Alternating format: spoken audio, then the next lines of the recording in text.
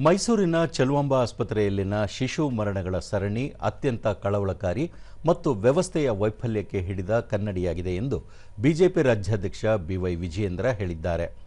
ಈ ಕುರಿತು ಸಾಮಾಜಿಕ ಜಾಲತಾಣದಲ್ಲಿ ಮಾಹಿತಿ ಹಂಚಿಕೊಂಡಿರುವ ಅವರು, ಮುಖ್ಯಮಂತ್ರಿ ಸಿದ್ದರಾಮಯ್ಯ ಅವರ ತವರು ಜಿಲ್ಲೆಯಲ್ಲಿಯೇ ಕಳೆದ 15 ತಿಂಗಳಲ್ಲೇ 551 ನವಜಾತ ಶಿಶುಗಳು ಸಾವನ್ನಪ್ಪಿರುವುದು ರಾಜ್ಯದ ಆರೋಗ್ಯ ವ್ಯವಸ್ಥೆಯ ಗಂಭೀರ ನ್ಯೂನತೆಗಳಿಗೆ ನಿದರ್ಶನವಾಗಿದೆ.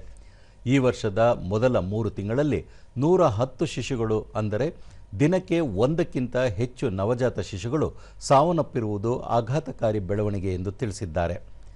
ಮೈಸೂರು ಮಾತ್ರವಲ್ಲದೆ ಸುತ್ತಮುತ್ತಲ ಭಾಗದ ಬಡಜನರ ಪಾಲಿಗೆ ಆಶಾಕಿರಣವಾಗಿರುವ ಆಸ್ಪತ್ರೆಯಲ್ಲಿ ನವಜಾತ ಶಿಶುಗಳನ್ನು ನೋಡಿಕೊಳ್ಳಲಾಗದಷ್ಟು ಮೂಲಸೌಕರ್ಯ ಕೊರತೆ ಕಂಡುಬರುತ್ತಿದೆ.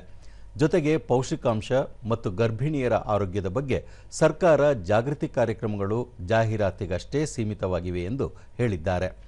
ರಾಜ್ಯ ಸರ್ಕಾರ ಘಟನೆಯ ಹೊಣೆ ಹೊರಬೇಕು. ನವಜಾತ ಶಿಶುಗಳು ಸಾವಿನ ಪ್ರಕರಣಕ್ಕೆ ಸಂಬಂಧಿಸಿದಂತೆ ಆರೋಗ್ಯ ಇಲಾಖೆ ತಕ್ಷಣವೇ ಉನ್ನತ ಮಟ್ಟದ ತನಿಖೆ ನಡೆಸಿ ನವಜಾತ ಶಿಶುಗಳ ಮರಣ ತಡೆಯಲು ತುರ್ತು ಕ್ರಮ ಕೈಗೊಳ್ಳಬೇಕು ಎಂದು ಆಗ್ರಹಿಸಿದ್ದಾರೆ.